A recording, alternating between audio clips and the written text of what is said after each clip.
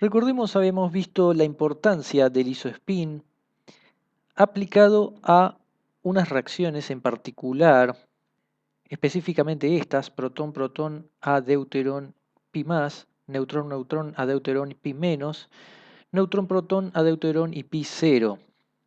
Vimos cómo el isospin predecía unas amplitudes de scattering que luego se pudieron ver experimentalmente. Ahora vamos a seguir analizando eso, pero con otro ejemplo. Vamos a ver el scattering pión-nucleón, vamos a escribirlo así, pi-nucleón y luego pi-nucleón. Por ejemplo, podemos tener pi más y protón y luego tener pi más protón. O sea, no hay ningún decaimiento. En principio, lo único que estamos diciendo es chocan las partículas y después obtenemos las mismas partículas, tal vez con diferente velocidad o algún otro observable. No lo sabemos. Luego podemos tener pi menos más p y luego otra vez lo mismo. Podemos tener pi 0 más n, un neutrón, pi 0 más n. Podemos tener también pi 0 más p. Podemos tener pi más neutrón. Y podemos tener pi menos más neutrón. Esto por un lado sería scattering. Tenemos alguna dispersión entre las partículas. Y después tenemos otras de intercambio. Tenemos pi más neutrón, va a pi 0 más protón. Tenemos pi 0 más protón a pi más neutrón. Ahora vamos a decir por qué queremos analizar estas situaciones. Pi 0 más neutrón, pi menos más protón y por último pi menos más protón, pi 0 más neutrón. ¿Por qué estas son distintas? O sea, claramente no entran y salen lo mismo. Estas son situaciones en las que sí vamos a tener conservación, por ejemplo, de carga. Así que el intercambio que tenemos justamente es de carga. Pi tiene una carga positiva, neutrón no tiene carga, y después es al revés. El que no tiene carga es el pi y el que sí tiene carga es el protón. En este que tenemos acá pasa exactamente lo mismo. Acá en realidad lo que ocurre es no tenemos carga y entonces acá tenemos una negativa y una positiva. Y acá al revés. Al principio tenemos una negativa y una positiva y después algo que no tiene carga. Ahora observemos lo siguiente. Nosotros ya sabíamos que los piones tienen isospin igual 1. De hecho teníamos los estados 1, 1, 1, 0, 1, menos 1. Mientras que el nucleón ya sabíamos también que tenía isospin 1 medio. Esto es para los pies. Para los nucleones tenemos isospin igual 1 medio. Si aplicamos la teoría de suma de momento angular, sabemos que el isospin resultante puede ser o la resta, que eso sería 1 menos 1 medio, es 1 medio, ¿no? La resta en módulo, y la suma es 3 medios. Y todos los que tengamos en el medio, pero acá no puede haber ninguno. Sumándole 1 nos da directamente 3 medios. Así que tenemos dos posibilidades. Para la amplitud de scattering asociada a un medio vamos a llamarlo M1. Y para la amplitud de scattering asociada a 3 medios va a ser M3. Solo son nombres. Ahora entonces, ¿qué es lo que tenemos? Tenemos estados para cada una de las partículas y después vamos a tener otra serie de estados. Pero para saber el estado suma tenemos que hacer lo que hicimos, por ejemplo, con el protón-protón. Hay que saber cuáles son los estados suma. En este caso, como tenemos varias posibilidades, tendríamos que usar la tabla de Clebsch-Gordan, la tabla de coeficientes de Clebsch-Gordan, que acá vamos a poner directamente lo que es. El procedimiento es exactamente el mismo que hacíamos para el momento angular cuántico, siempre recordando que el I toma los valores que teníamos en el spin y que el I3 sería el ms, ese número cuántico. Acá tenemos las descomposiciones hechas, por ejemplo, pi más protón, pi más era el estado 1, 1, protón era un medio, y la suma era 3 medios, esto haciendo la suma vía coeficiente de Clebsch-Gordan. Por ejemplo, acá el pi0 es 1, 0, el protón un medio, y nos daba acá ya una combinación entre los dos posibles isospin que habíamos dicho. Podía ser un medio o 3 medios. Digamos, acá queda cruzado, de la misma forma que en el pi menos más p, no así en pi más p que queda puro 3 medios, o el pi menos más n que queda puro 3 medios también.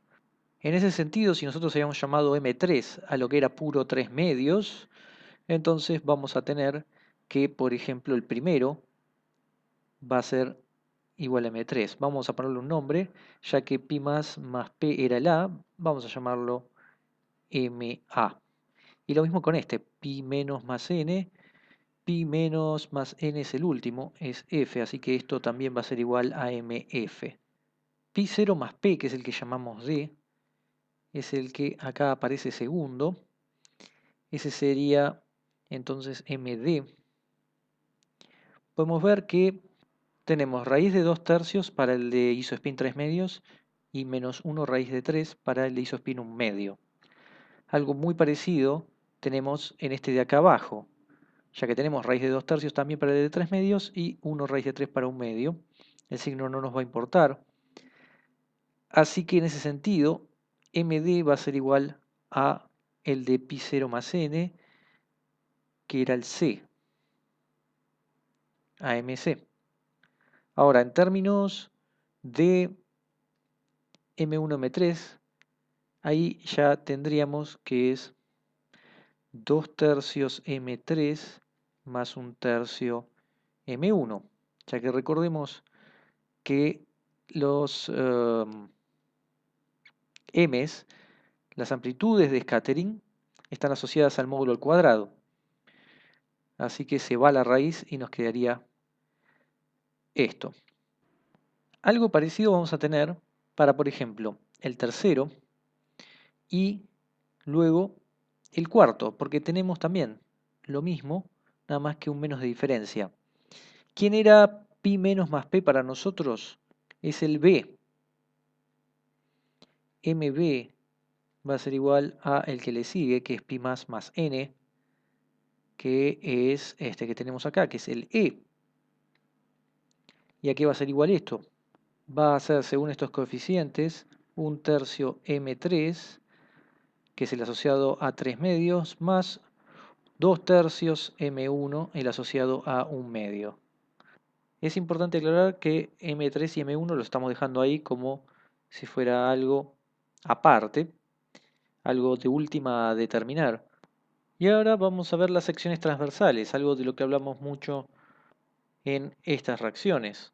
Y era el módulo al cuadrado de la amplitud de scattering, así que eso se lo tendríamos que aplicar a esto que nos quedó. Pero vamos a distinguir primero entre sección transversal y el ángulo de scattering, porque habíamos dicho que esto era elevar al cuadrado en módulo, pero en realidad no pasa por ahí. La sección transversal sí va a ser el módulo al cuadrado del m, pero en el ángulo de scattering era distinto, porque ahí lo que hacíamos era comparar lo que teníamos con lo que aparece. Como acá siempre era lo mismo, si el isospin total nos quedaba de una sola posibilidad, y acá tenemos lo mismo, solo puede ser eso, por eso acá era 1, porque la suma de estos dos da 3 medios y lo que obtenemos es lo mismo, eso también va a ser este mismo estado, así que la probabilidad es 1. Distinto, por ejemplo, va a ser en un caso cruzado, ya que no vimos ninguno, por ejemplo, el que tenemos pi menos más p. Teníamos ahí pi menos más p que vaya a pi 0 más n. Ahí estamos juntando dos distintos, pi menos más p, que iba a estos estados, y pi 0 más n, que iba a otros dos estados que están acá arriba. Ahí en ese caso lo que ocurre es que Sm va a ser igual a multiplicar los coeficientes. Raíz de 2 tercios, raíz de 1 tercio, por M3, porque eso está asociado al 3 medios. Por un lado el de este, que es este 1 raíz de un tercio, perdón, y después pi0 más n, que lo teníamos acá abajo y era raíz de 2 tercios. Los multiplicamos. Y lo mismo tiene que ser para los otros dos, es decir, para el M1, para isospin 1 medio, y es justamente 1 raíz de 3, y después que tenemos para pi menos más p es menos raíz de 2 tercios. Así que esto puede dar negativo, de hecho va a dar, porque esto va a ser 2 tercios donde arriba queda la raíz menos, y acá lo mismo, raíz de 2 tercios. Y acá tenemos que poner M3, M1. Este es el M para el caso que tenemos acá, el J. Si uno hace lo mismo para los otros, van a ser iguales para el G, para el I y para el H. Así que esto va a ser también MG, MI y MH. ¿Qué pasa para las secciones transversales? Ahí sí tenemos el módulo al cuadrado. De hecho, podemos estudiar la proporción, como lo vimos también en el caso anterior. Las proporciones que vamos a tener para sigma C y sigma J, simplemente para tomar algunos de referencia, va a ser 9, 1, 2. ¿Por qué? Bueno, porque el sigma A va a estar asociado a 9m3 cuadrado. El sigma C va a estar asociado al m3 más 2m1 al cuadrado. Y el sigma J a m2m3 menos m1 al cuadrado. Ahora vamos a ver exactamente a qué nos estamos refiriendo con esto. Básicamente tomamos los tres m's distintos. Para el sigma A, el ma. Para el sigma C nos quedaba esto, en términos de m3 y m1, ¿no? Que acá sería el m3 para el ma. Y para el sigma J lo que nos dio recién, que es esto que está acá. Y lo que hacemos es, digamos, multiplicar por 3 para sacar el denominador. Por lo tanto, acá quedaría 2 más 1, acá quedaría raíz de 2 en ambos casos, y en el caso de M3, acá habría un 3. Y después habría que elevar al cuadrado. Y eso es exactamente lo que hemos hecho acá. Ese 3 que multiplicamos lo elevamos al cuadrado y queda 9. En el caso de acá nos queda directamente todo junto puesto al cuadrado, y en el caso de acá hemos sacado raíz de 2 factor común elevado al cuadrado y queda un 2 afuera. En este sentido, si nos olvidamos de los m's, queda una proporción 9, 1, 2. También como habíamos dicho para el caso que habíamos visto de los nucleones. Esto le está dando una importancia al M3, que aparece acá solo y acá compartido con el M1. Y encima el que está solo tiene un 9, el ratio más grande. Y esto se va a ver en los experimentos. Por ejemplo, en una energía de 1232 megaelectronvolt, ocurre justamente que el pión y el nucleón forman una partícula delta, un estadio que se llama de resonancia, que vive poco, y el delta justamente tiene un isospin de 3 medios, asociado al M3. A veces también experimentalmente conviene tomar en cuenta la sección transversal total de una misma reacción. Por ejemplo, pi más p solo tenemos sigma a, que es 9, pero de pi menos más p, ahí tenemos 2 que suman en total 3. Si hacemos el ratio, la proporción nos da 3, de entre las de pi más ap y de las que tendríamos de pi menos más p. Totales, todas las que hay. Eso en los experimentos se traduce en este pico que tenemos acá asociado a pi más y p. Después habrán otros picos pero que son mucho más chicos asociados. Por ejemplo, acá aparece el pi menos más p. La línea negra está asociada a justamente la reacción pi más p y la punteada a pi menos más p. Entonces, lo importante que hay que sacar de todo esto es que si nosotros comparamos el isospin de entrada y de salida y luego vemos qué probabilidades nos quedan traducidas en ángulos de scattering y secciones transversales, nos quedan que algunas reacciones están favorecidas sobre otras. Y todo esto al final viene dictado por el isospin que tengamos, que eso viene en el estado de cada partícula.